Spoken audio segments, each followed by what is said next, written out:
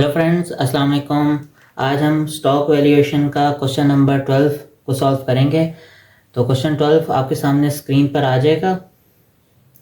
Home place hotels is entering into a 3-year remodeling and expansion project. The construction will have a limiting effect on earnings during that time, but when it is complete, it should allow the company to enjoy much improved growth in earnings and dividends. Last year, the company paid a dividend of $3.40. It expects zero growth in the next year. ठीक है, in year second and third 5% growth is expected, and in year fourth 15% growth. In year 5 and thereafter, growth should be a constant 10% per year. What is the maximum price per share that an investor who requires a return of 14% should pay for Home Place Hotels common stock? तो simple सा question है, चलें इसको solve करते हैं। तो सबसे पहले हम डाटा इसका एक्सट्रैक्ट कर लेते हैं। तो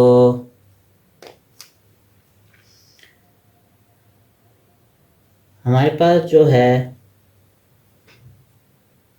डी नॉट जो है हमारे पास वो है 3.40।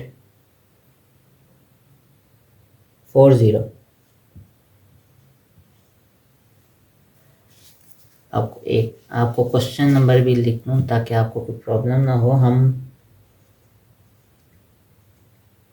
क्वेश्चन 12 कर रहे हैं। डी नॉट हमारे पास है 3.40। अब G1 जो है हमारे पास G1 फेज यानी कि जो फर्स्ट ईयर है उसमें ज़ीरो ग्रोथ, तो हम इधर ज़ीरो लिख देंगे। अब G2 जो है वो उसने कहा है कि इन ईयर सेकेंड एंड थर्ड 5%, यानी कि जो ईयर सेकेंड एंड थर्ड होगा उसमें 5% होगा। ठीक है, G3 फेज उसने कहा है 15% ग्रोथ। ठीक है, और जो हमारा ईयर 4 में होगा।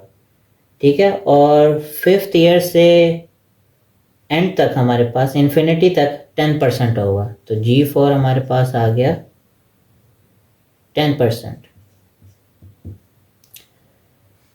हमारे पास जो है KC वो है 14%। ठीक है ना। अब आप केयरफुली इन सब चीज़ों को देखिएगा। स्टेप 1 हमारे पास क्या होगा, अब आपने ये गौर से देखना है, क्योंकि हमें उसने कहा है कि फिफ्थ ईयर में जाके होगा 10% इन्फिनिटी तक। तो हम D1, D2, D3 and D4 find करेंगे। ठीक है ना। तो सबसे पहले हम स्टेप 1 लिखते हैं, डिविडेंड ऑफ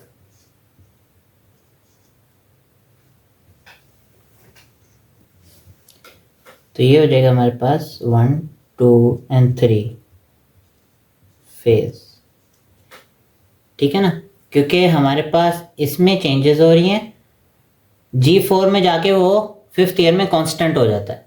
ठीक है, तो हम D1 इज इक्वल टू हमारे पास क्या गिवन है 3.40।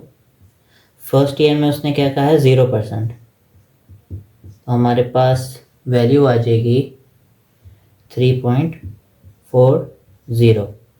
ठीक है,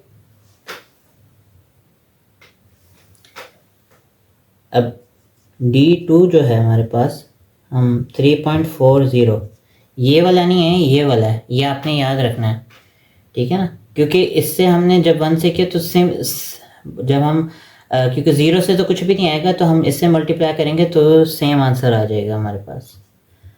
अब हमारे पास जो ईयर सेकंड में उसने कहा था, सेकंड एंड थर्ड में क्या कहा था 5%, तो हम 1 + 5%, तो हमारे पास वैल्यू आ जाएगी 3.57, D3 करेंगे हम 3.57, 1 प्लस 5%, तो हमारे पास वैल्यू आ जाएगी 3.75।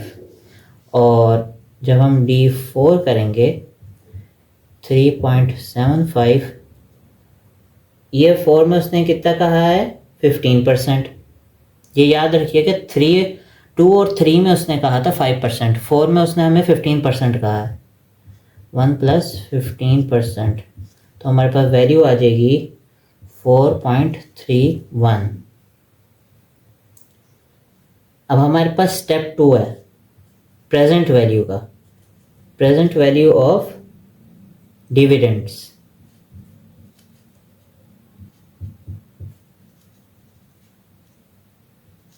ठीक है, तो हम सबसे पहले present value of first year find करेंगे, इज इक्वल टू, अब 3.40 ओवर, अब के सी क्या है हमारे पास 14%, तो हम करेंगे 1 प्लस 14%, और ईयर 1, तो हमारे पास जो वैल्यू आ जाएगी वो आएगी 2.98। ठीक है,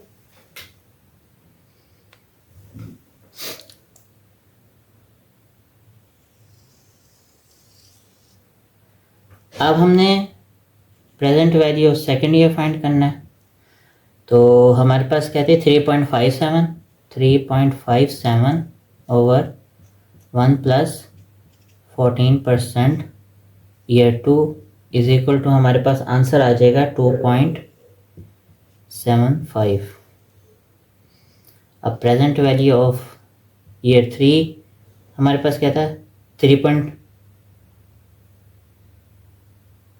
हमारे पास यहाँ पे जो आंसर आया है 3.75, हमने यहाँ पे 2.75 ओके हमारे पास, ठीक है। अच्छा, अब प्रेजेंट वैल्यू अब हमने 3 निकाला है, तो 3.75 को हम ले जाएंगे 3.75, 1 प्लस 14%, ठीक है, ईयर 3,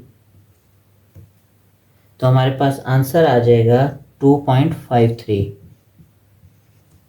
ठीक है,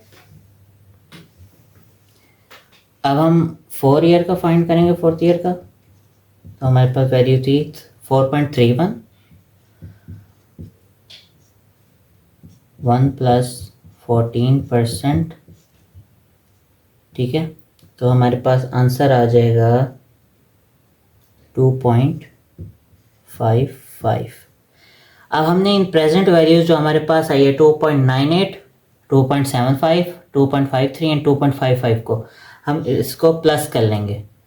जब हम प्लस कर लेंगे तो हमारे पास आंसर जो आएगा वो आएगा 10.81। ठीक है, अब हमारे पास स्टेप 3 आ जाता है, जिसमें हम फाइंड क्या करते हैं, डिविडेंड फाइंड करते हैं। ठीक है, तो डिविडेंड ऑफ G4 फेज, ठीक है, क्योंकि 1, 2, 3 में वैल्यूज चेंज हो रही थी, 4 में जाके इन्फिनिटी तक तो कांस्टेंट हुआ, तो हमारे पास G4 फेज आएगा। ठीक है, तो सिंपली इधर हम वैल्यू पुट करेंगे 4.31 इंटू 1 प्लस, अब G4 फेज की हमारे पास क्या थी 10% थी ग्रोथ, 10%। ठीक है, तो हमारे पास आंसर आ जाएगा 4.74। अब स्टेप 4 आएगा हमारे पास कॉमन स्टॉक का। ठीक है, कॉमन स्टॉक,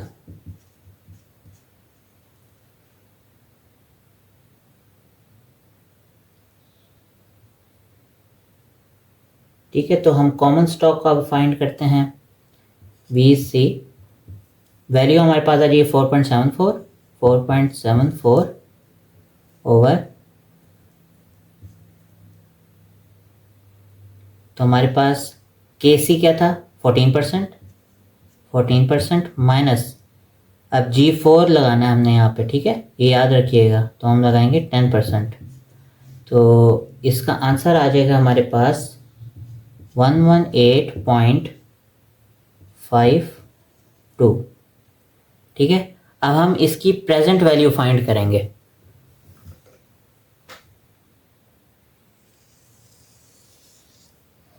ठीक है, अब प्रेजेंट वैल्यू इसकी फाइंड करेंगे। स्टेप हमारे पास 5 हो जाएगा, present value of G4 phase, ठीक है। तो सिंपली हमने क्या करना है, प्रेजेंट वैल्यू, अब यहाँ देखें हमारे पास 4 है, ठीक है, उसके बाद 5th ईयर में जाके वो कांस्टेंट और इनके इन्फिनिटी तक कांस्टेंट हो रहा है। तो अब हमारे पास जो आएगा यहाँ पे वो आएगा 4, ठीक है।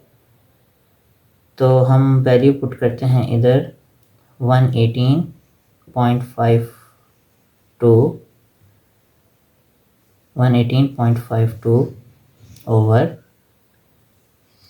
हमारे पास आ जाएगा 1 + 14% 4 पावर, ठीक है। तो इसका आंसर हमारे पास आएगा 70.17, ठीक है। अब लास्ट हमारा स्टेप क्या होता है, present value of G1, 2, 3 phase और G4 फेज प्लस कर देंगे, सिंपल, ठीक है ना। तो स्टेप 6 होता है प्रेजेंट वैल्यू ऑफ G1,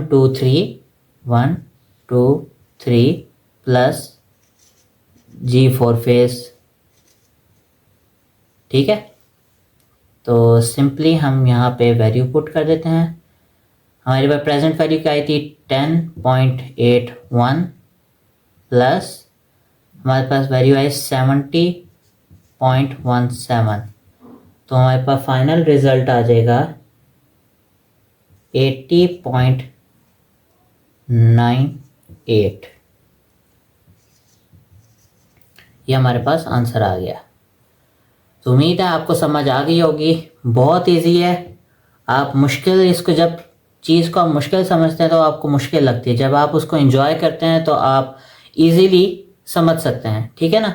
तो इसको अच्छी तरीके से नोट कर लीजिए, ठीक है। इंशाल्लाह नेक्स्ट क्वेश्चन आपको नेक्स्ट वीडियो में मिलेगा, ठीक है ना। तो तब तक के लिए अल्लाह हाफिज़ and like, share and subscribe ज़रूर कीजिएगा।